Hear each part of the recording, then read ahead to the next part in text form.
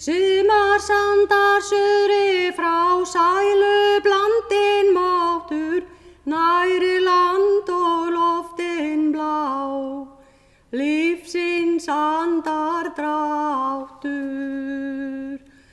Gyllir sundin geislað í skrös í lundum anga, hérna blundja blíðan kýs, blóm hef undir vanga. Sumarið tíminn, söngan, og það rétt. Sumarið vissulega tíminn í landbúnaði. Þá eru sveitirnar grænar og grónar, ýmis uppskera, útivinna og heyskapur í fullum gangi. Blómabændurnir á Espiflöt voru í sumarskapi þegar okkur bar að garði. Sumarið byrjar með fermingunum að segja, svona hvítasunnufermingum. Það eru alveg út yfir hvítasunnu og útskriftir náttúrulega gríðarlega stór tími sem það náttúrulega byrjun sumarsins eru útskriftir í skólum sem eru ofboðslega stóra fyrir okkur. Og svo þegar júní að klárast og júlí og ágúst taka við þá koma brúðkaupin mjög sterk inn og eru bara mjög skemmtilegu tími að því þá fáum við oft fólk í heimsókn sem að pæla í alveg ótrúlegustu hlutum við þegar kemur að brúðkaupunni. En konudagurinn það dagurinn hjá blómabændum í afskortnum blómum og síðan eftir það í mars og apríl þá koma páskarnir, þeir hoppa aðeins til og þeim fylgja mikið fermingar sem eru líka góður sölutími og svo útskriftir á vorin í maí og júní. Það er rosalega stór tími fyrir okkur líka. Áttu þér uppáhaldsblóm?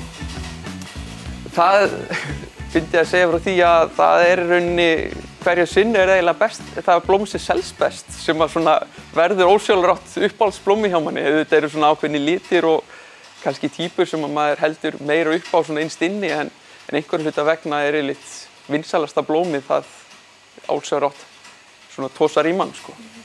Nú mynda bændur, sauðfjárbændur og kúabændur, þeir mynda svona einhverja tengingu við dýrin sín og tala við þau og það eitthvað svona tengsl þarna á milli. Myndar þú slík tengsl við blómin? Algjörlega. Þetta bara, fólk hlær oft að því þegar ég tala að tala við blómin. En maður fer inn í húsin og maður reynir að skynja umhverfið, hvernig þeim líður og hvað get ég gert betur og hvað þarf að laga og það gerir ekki öðruvísi en að þreifa á blómunum og laufunum og sjá hvað að gerast og þannig að það alveg pottet tengst þarna á milli sko. Og þetta eru lifandi verur? Já, algjörlega.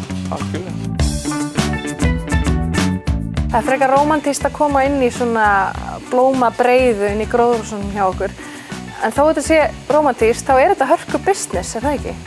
Þetta bara hellingsvinna. Þetta bara, við grínum stundum með það því við tökum á móti hópum hérna og eða koma kvenfélagshópar í heimsókn og þá segja sumar hvað ég væri til í að dunda mér hérna og þá fíkur stundum aðeins í mann og segir að það dunda sér enginn hér.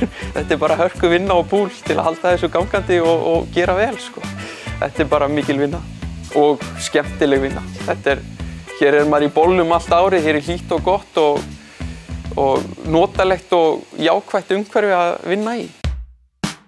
Á sumrin reka forvitnir ferðamenn oft inn nefið hjá bændum og sumir bændur eru farnir að bjóða upp á leiðsögnum bílið. Svínabændurnir á Ormstöðum opna bú sitt fyrir gestum einn dag á sumri. Við erum með búið skipt niður þannig að það á einum stað eru gildurnar sem að gjóta, öðrum stað eru gildur í sem að eru búnar að gjóta og svo eru smágrísir og allt skipt þannig að þar sem við komum inn þá beint inn á gang þar sem að gildurnar eru og það svona smá þröngt, það fyrir allir að fara og skipta föt, fara úr öllum fötunum sínum. Það betra eftir því sem farið meira að þið ætli ekki að halda lyktinni með ykkur í allan dag og svo bara farið í galla yfir, þið komið inn og þvoið hendur, sprittið og setjað okkur hárnett, sprittið hendurnar og svo förum við á stað. Ef þið sjáu dýri sem að stendur hérna, þá þetta fyrst útskilta svona frekar smá en þegar ég var krakki fyrir 15 árum eða meira, sko, allavega fyrir 15 árum síðan og þegar ég var krakki, þá var þetta bara normal size eða stærð á gildu. Þetta var bara ágæti stærð og þá höfðu þeir þetta sama pláss. Við höfum ekki getað endurnýja básana síðan þá. Þannig þá gátu það að labba fram og tilbaka og aðeins hreyft sig. Giltan aftur á móti sem til bak við þarna, þetta ekkert óeðlileg stærð í dag. Og þá þetta bara orðið það stórt að við getum ekki einu svona lokað þessum básum og við erum að stækka þeim með svona böndum og reyna að rýmka á þessum dýrum því að þetta ekkert skemmtilegt. Við viljum kannski ekki segja að við séum endilega velferðarbú en við reynum að hugsa eins mikið og eins langt og við komumst í velferð fyrir dýrin. Við hættum að klippa hala 2010, keyptum þessa einu pröfugotsstíu 2012. Málið að við viljum náttúrulega helst hafa 60 svoleiðis, þannig að það hafi rými fyrir 60. En þetta svo gotstíga sem við höfum til að pröfa og draumurinn að kaupa svona, vera með 60 svona gotstígur og hver gotstíga kostar bara 200.000 kall. Lausagöngugildur og allar konar í lausagöngu 2013. Tilhleypingadeildin var stækkaður allir básar og allir eftir reglugerð 2014-15. Hér lausgangan sem gildurnar eru frá því að búið að sæða og þangað til að þær fara í got. Það voru allar í svona opnum stígum. Þegar við settum gildurnar í lausagönguna, þá voru það svona auðveldari að stýra þeim og láta þær fara. Þær eru náttúrulega vanar á lappum og þetta alveg ofsalega ljúfar skepnur. Þó þessi svona stórar, þá fara þær bara það sem maður vísar þeim í rauninni. En ef við ætlum að fara að reka þær eða berja þær áfram, þá bara standa þær og segja hei, bara að reyna að bera mig sko. Draumurinn svo í framtíðinni það að við höfum það engin byggingareitur hér fyrir utan, þannig að við viljum helst opna hérna gryfjur þannig að við getum hleypt grísunum út. Og sama með gildurnar hérna, að við vildum helst geta búið til gryfjur hérna út fyrir hverjan hóp og þannig að þið gætu farið út. En það eru svona framtíðarsýn sem við erum með.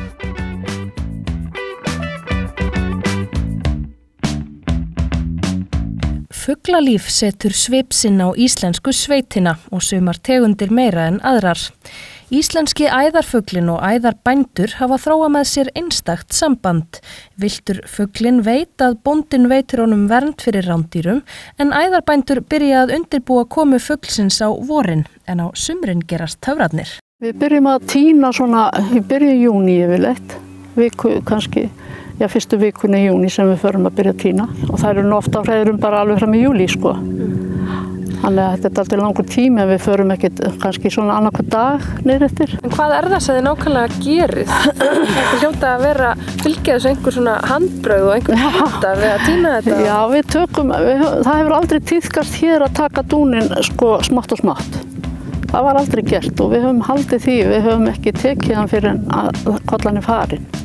Þannig að þetta alltaf mikil yfirferð að fara því að þær fara ekki allar sama daginn sko. Þetta rosalega stórt svæði sem þið eru með hérna. Já.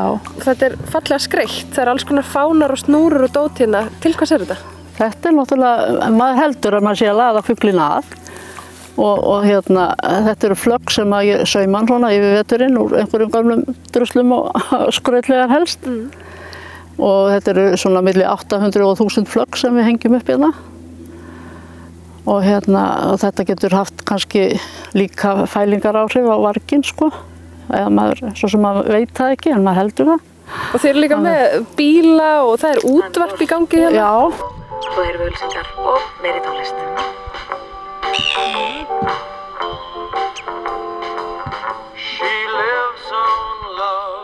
Það er nú svona, við fengum nú upplýsingar austan af landi það að það hefði góð áhrif að fæla frá tófuna og svoleiðis ef hún er á ferðinni.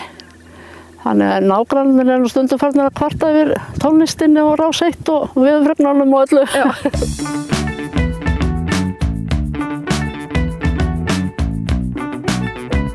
Hérna er eitt laust. Hér er eitt laust. Og þú tínir þetta bara í pokaðinn? Já, já. Maður reynir að reyta hérna náttúrulega af greinunum og þetta er ekkert. Það eru búin að þvæla þessu inn í dúninn sko. Já. Og þetta þurfum við svo alltaf að hreinsa úr? Já, já.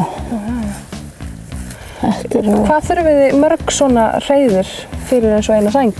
Það er svona talað 60 til 80 hreiður í kílói eftir hvernig nýtingin er á dúninum sko. Og vitið eitthvað hvað þið eru sirka með mörg hreiður hérna í ykkar landi? Þetta náttúrulega rosalega misjafnt, sko. Já.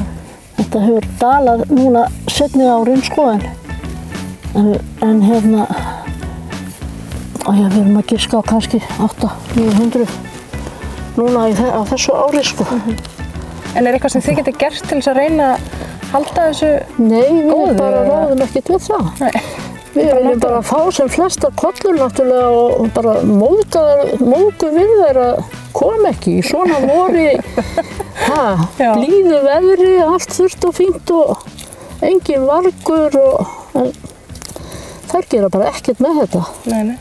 Mér finnst þetta mjög skemmtileg búgrein. Þó þetta sé mikil vinna þá er þetta þetta er eitthvað sérstakt, sko.